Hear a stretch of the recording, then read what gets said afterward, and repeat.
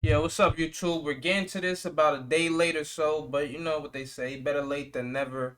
We're gonna talk about Oscar Valdez pulling off a major upset against Miguel Berchelt, and I want to say, honestly, I don't want to say major upset. I think Valdez is only like a plus 260, which isn't like that's not like he was a plus 700. Like the Vegas odds weren't too crazy, but it's still an upset because if you I don't think I've seen a video. I don't think there's not one person I talked to that knows boxing that had Oscar Valdez winning. So I want to say major upset for those reasons, but skill wise, it wasn't like the craziest thing in the world. And we also want to talk about Adrien Broner. Was that a gift that he got? I forgot the what's his name, Giovanni Santiago. We gotta talk about that. So let's get into the Oscar Valdez fight first, man. I gotta say, I have to be the first one to apologize to Oscar Valdez. I gave him really no shot, so that's another reason why I'm saying major upset because I gave him no shot. I just never seen him box this well. I've never seen him box this well. The footwork, everything was amazing. Punch placement when he picked his shots was on point. Like he really just had an excellent game plan going into this fight. You got to give Eddie Reynoso huge props. That's Canelo's trainer. I ain't gonna lie, man. Eddie Reynoso might be trainer of the year already. The only way Eddie Reynoso's not winning trainer of the year this year will probably have to be if Jamal Charlo gets undisputed, Errol Spence beats Ugas, gets a title, and then he fights Terrence Crawford and beats Crawford and go for undisputed. The way it's looking right now, Reynoso already got Ryan Garcia, um, who uh who had a great knockout against Luke Campbell. He got Canelo, who's likely to fight what is that, 3 times this year maybe. He had the I don't know. They might not count the Callum Smith fight, but if Canelo beats Yildirim, then it beats Billy Joe Sanders, and they beats Caleb Plant in 1 year. That's kind of crazy. So also we got Andy Ruiz who's probably gonna fight. Damn, what's they say he's gonna fight again? Damn, what's this dude? What's this heavyweight that he was once touted as like a good ass prospect. Mexican. I think he's a Mexican heavyweight as well too. Um, yo, why's that slipping my mind, bro? Damn, I'll probably have to go on Fight Night Champion to damn near see who it is. This guy's on PBC too. Why am I forgetting his name? He fought. Did he fight Kanaki? Oh, he fought Kanaki. Matter of fact, I got it. I don't even know how you spell Kanaki's name. I don't know, bro. Hopefully this shit pop up. I think he fought Kanaki. Oh, Chris Ariola. I don't know why couldn't I remember Chris Ariola. They said Andy Ruiz is projected to fight him, expected to fight him. So we might get that later this year as Andy Ruiz comeback fight. If he wins that, then he goes on to possibly fight like a Wilder or so, get the upset. This could be a big year for that stable over there with Reynoso. So big props to him as well. Came in there with a good game plan. And you want to know why? You want to know how I know that the game plan was so freaking good? When Oscar Valdez gave Miguel Berchelt noodle legs in the fourth round, in my head I'm like, yo, why isn't Valdez going for the kill right now? Like he's letting Berchelt live. He's giving him way too much respect. And I think that's what it was, man. They just said let's not get ahead of ourselves. Miguel Berchelt is still a dangerous puncher, so we're gonna give him that we're gonna give him the respect. We're already ahead on the scorecards because at that point, Oscar Valdez has likely won the first 3 rounds, so we already just scored a knockdown. That's four. We're already up five, basically 5 rounds with the points. So I guess that's the reason why he didn't go for the kill. But I would have liked to see him end that early, man. But I guess that was the game plan. Just be patient. The knockout will come. And you know what ended up happening? He ended up getting one of the craziest, probably one of the best knockouts of the year so far. And if he probably would have put his foot on the gas after he scored that first knockdown, then who knows? Maybe it would have just been a regular TKO, and he wouldn't have won in spectacular fashion. But nonetheless, just a great win for Oscar Valdez. He did what he had to do. He's now the WBC champion. They're talking about possibly putting together Oscar Valdez versus Shakur Stevenson matchup. I'd love to see that, man.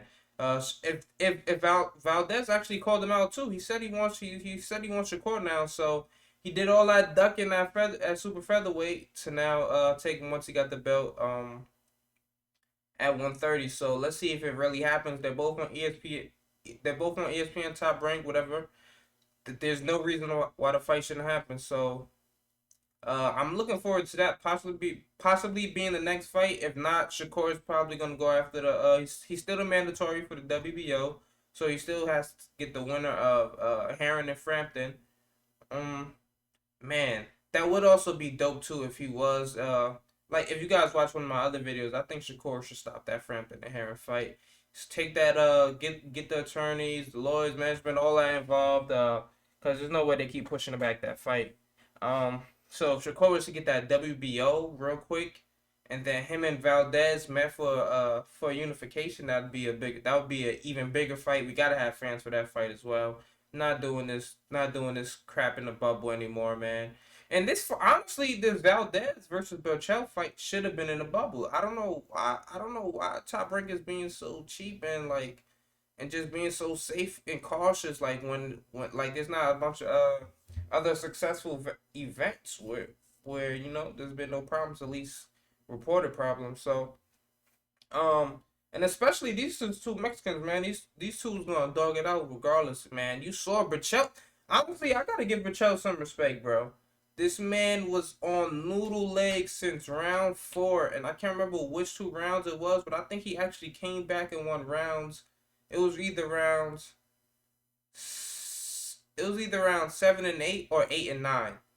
And then Valdez came back and scored the knockout in the 10th round. But Berchelt still won 2 rounds even after being dropped twice. Berchelt was dropped twice, and he still came back and won 2 rounds. So respect to him. He was taken to the hospital after the fight. CT scan showed everything was good. And I think that's about time we move on. I just want to see Valdez versus Shakur, or Shakur get that WBO and then they unify like that. So let's see what happened. Now we want to talk about Broner, bro. Broner was given a gift. Let's be honest, bro. Let me see something real quick. Broner was given a gift. There's no way he beat Giovanni Santiago, bro. Let's look at the punch stats. Now the punch stats aren't always like the most accurate, but when it's this wide of a margin, when it's Broner landed 98 punches to Santiago's total 7. Broner on 2 judges' scorecards. Look, you can see it says total punches landed, right? It said Broner landed 0 in the first round. Giovanni landed 3. You know that 2 of the 3 judges gave Broner the first round, right? Now let's look at something else too. Hold on. I think BSO posted the judges' scorecard. Hold on. Broner punch stats. Let's take a look. See. Let's look at these scorecards from the judges. 115, 112, 116, 111, 117, 110. In what world did Broner beat Santiago, bro? Especially on these wides of a margin. We already know the fix was in. As long as Broner didn't get knocked out, he was gonna win this fight, bro. Get knocked down a few times. He had this fight won. I really just don't get it, bro.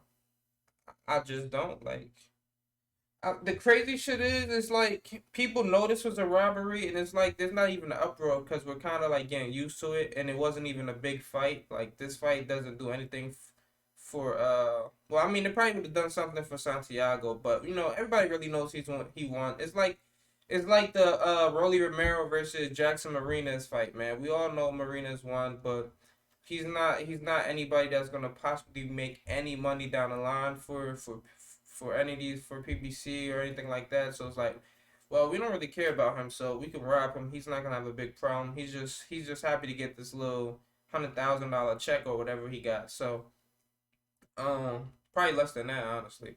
So when you look at it like that, I'm not really surprised. Broner,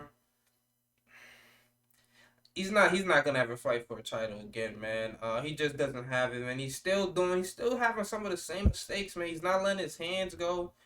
Uh, he's not letting his hands go. He's like way too. He's trying to be too much of a counter puncher. He's not being aggressive enough.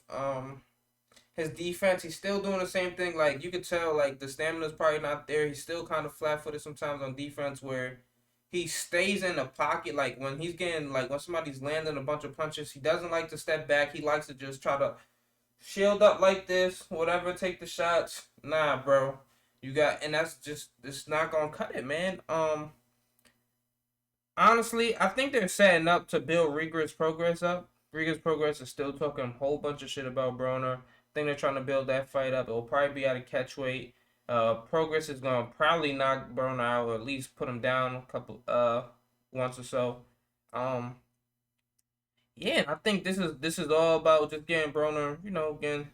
It's his first fight. It's his first fight back, so I don't really want to kill him too much, but like, goddamn, bro, like first fight back in like 3 years. When was the Pacquiao fight? Let me see.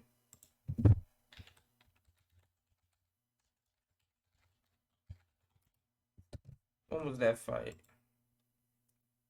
That was so that was about yeah, never mind. So 2 years or so, cause he fought 2019, so two years and about a month or whatever. Got 2 years off, not doing any boxing. I guess I'll give you a pass for now. But his next fight, man, if he has the same type of performance next fight, and we also have to consider like a lot of Broner's training camp was most likely it was most likely a fat camp, bro. He said he lost 35 pounds like a month ago or something like that. So uh, if you had to come back from down 35 pounds, you're probably not going to be in tip top shape, honestly, especially after being out for 2 years. So um, I don't know, man. I'm not gonna hype him up. He did have some good spots in this fight. He did almost drop Santiago once. I can't remember what round it was. Um, but nonetheless, not impressed. We'll see what happens next. And I would love to hear you guys' thoughts on these two fights, on Broner, the Valdez and Berchelt fight. Did any of you guys have Valdez winning before going into the fight? What you guys think about a fight between Valdez and Shakur? And with that being said, man, I'm out of here. Peace.